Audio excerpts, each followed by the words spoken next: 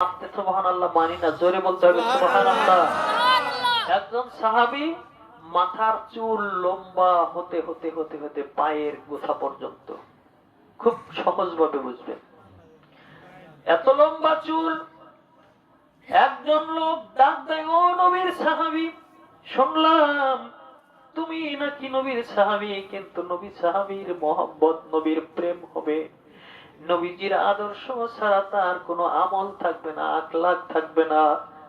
কিন্তু আমরা শুনেছি রাহমাতুল লিল আলামিন হাবিবে মক্কি মাদানী কামলিওয়ালা নবীজি হুজুর সাল্লাল্লাহু আলাইহি সাল্লামের চুল ছিল তিন তরিকার এক তরিকা, হয়তোবা ছোট, না হয় কান পর্যন্ত, না হয় কাঁধ পর্যন্ত। কিন্তু তুমি নবীর কেমন সাহাবী গো, নবীজির চুল কখনো কাঁধের চেয়ে বড় হয় নাই, আর তোমার চুল লম্বা হতে হতে পায়ের গোড়ালি পর্যন্ত কেন? ঠিক মতো ধরবে না? দলিল চাই তোমার কাছে, দলিল কোথায়? নবীজির সাহাবী চোখের পানি ঝরঝর করে ছেড়ে দিয়ে কয়, ভাই ঠিক মতোই তো ধরেছেন, আমার কাছে এর কোনো দলিল নাই। আমিও জানতাম নবীজির মতো করে আমি চুল রাখি, হয়তো ছোট, না হয় কান পর্যন্ত, না হয় কাঁধ পর্যন্ত। কিন্তু একদিন আমার খোলা মাথায় রাহমাতুল লিল আলামিন হুজুর সাল্লাল্লাহু আলাইহি ওয়াসাল্লাম তার খালি হাতটা বুলিয়ে দিয়েছিল। আমি অদম চুল কাটতে সাহস পাই না, যেই চুলে রাহমাতুল লিল আলামিনের নূরের হাতের ছোঁয়া লেগেছে, সেই চুল আমি কেমন করে কেটে কোথায় ফেলবো? সেই জন্য আজ পর্যন্ত নয়, মৃত্যু পর্যন্ত কোনোদিন আমার মাথার চুলে আমি কেসি লাগাবো না, কোনোদিন আমার চুল কাটবো না। সুবহানাল্লাহ। ও বন্ধুরা আমার, বলেন তো এটা কি দলিল? না, এটা হলো প্রেম নাকি? এটা কি প্রেম, মহব্বত? মহব্বতের কোন দলিল লাগে না। মহব্বতের দলিল আছে? দলিল নাই। রাত গভীর হবে, যত রাত গভীর হবে, প্রেমিক আর প্রেমিকা তাদের মহব্বত তত বাড়বে, ঠিক কিনা কোন? রাত যত গভীর হয়, প্রেমিক এবং প্রেমিকার মহব্বত তত বাড়ে। সবাই ঘুমিয়ে যায়, প্রেমিক প্রেমিকা দুজন ঘুমায় না, সবাই ঘুমিয়ে যায়। আল্লাহর প্রেমিকরা তখন সুন্দর করে আস্তে করে বিছানা থেকে ওঠে, কেউ যেন বুঝতে না পারে। দরজাটা খুলে দেয়, টিপে টিপে পা টিপে টিপে টিপে টিপে টিউবওয়েলের পাশে গিয়ে সুন্দর করে ওযু বানায়, ঘরের ডিম লাইটটা জ্বালিয়ে দেয়, উজ্জ্বল লাইটটা বন্ধ করে দেয়, একটা জায়নামাজ বিছায়া শেখ আল্লাহ পাক রব্বুল আলামিনের কুদরতি পায় গভীর রাতে সিজদা দিয়ে যে নামাজ পড়ে, এটার নাম হলো তাহাজ্জুদ নামাজ, ঠিক কিনা কোন? ফরজ নামাজের যে সওয়াব, সুন্নত নফল যত সওয়াব, কোটি কোটি গুণ বেশি হলো তাহাজ্জুদ নামাজের সওয়াব। এটা হলো আশিক এবং মাশুকের খেলা, প্রেম এবং মহব্বতের খেলা। জোরে কোন সুবহানাল্লাহ। আর একটু জোরে জোরে কোন সুবহানাল্লাহ। জোরে জোরে বলতে হবে সুবহানাল্লাহ। সম্মানিত বন্ধুগণ আমার, আমরা নবীজিকে মহব্বত করি, বলেন ঠিক কিনা? বেশি না কম? জোরে বলতে হবে, নবীকে আমরা ভালোবাসি বেশি না কম? নিজেদের জীবনের চেয়েও বেশি, ঠিক কিনা? এই ভালোবাসার কোন দলিল নাই, ভালোবাসার কোন দলিল দেখাতে যাবে না। বন্ধুগণ আমার, আল্লাহ পাক রব্বুল আলামিনের এই পৃথিবীতে একজন পাগল ছিল, যার নাম হলো মজনু। নাম শুনছেন? লাইলি এবং মজনু দুজন দুজনকে ভালোবাসতো। ঘটনাটা অনেকে শুনেছেন।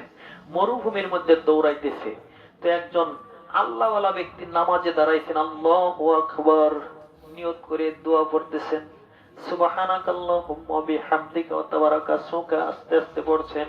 এবার সূরা ফাতিহা শুরু হয়ে গেছে, আউযু বিল্লাহি বিসমিল্লাহর পর আলহামদুলিল্লাহ সূরা শেষ হয়ে গেছে, আরেকটা সূরা মিলিয়ে নামাজে দাঁড়িয়ে আছেন। হঠাৎ করে দেখেন পাগল একটা সামনে দিয়ে দৌড়ায়। এই পাগলের নাম হলো মজনু। নাম কি কোন?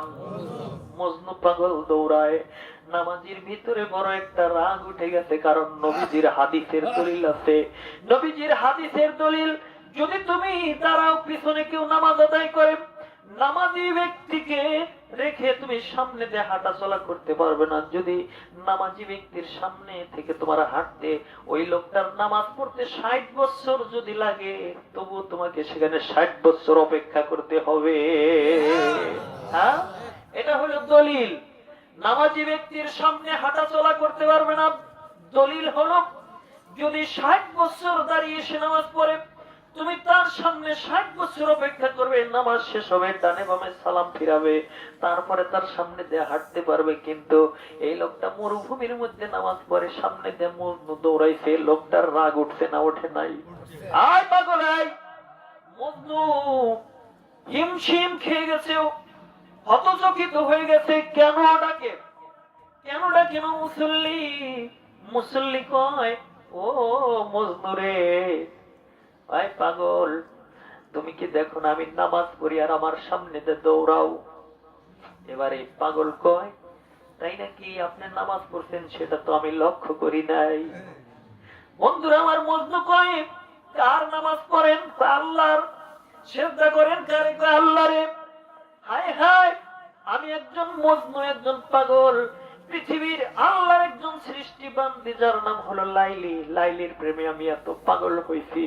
কে কোথায় নামাজ পড়ে, কে কোথায় সিজদা করে, সেই দিকে আমার খেয়াল নাই। আর আপনি বিশ্ব নিয়ন্ত্রা আল্লাহ পাক রব্বুল আলামিনকে সিজদা করেন, সামনে দিয়ে আমি পাগল দৌড়াই, সেটাও খেয়াল করেন। কেমন প্রেম, কেমন মহব্বত, কেমন ভালোবাসা আপনার মধ্যে, ঠিক মতো ধরছে কিনা কোন? বন্ধুরা আমার, পবিত্র কোরআন শরীফের 1, 2, 3, 4 করে 9 নম্বরে যে সূরাটা আসে, সূরার নাম হলো সূরা তওবা। সূরার নাম কি? সূরা তওবা। সূরা তওবা থেকে আমি আপনাদের সামনে একটা আয়াত তেলাওয়াত করেছি। এই আয়াতের নাম্বারটা মনে রাখার জন্য একটা সহজ উপায় হলো 9 নাম্বার সূরা, এই 9 কে 9 দিয়ে গুণন করেন। 9 নং কত হয়? 81। 9 নং 81 নাম্বার আয়াত তেলাওয়াত করছি, মনে থাকবে আপনাদের? কয় নাম্বার আয়াত? 81 নাম্বার আয়াত নিয়ে একটু আলোচনা হবে ইনশাআল্লাহ। নাকি রাজি আছেন তো সবাই? শেষ পর্যন্ত সবাই থাকবেন না আগেই চলে যাবেন?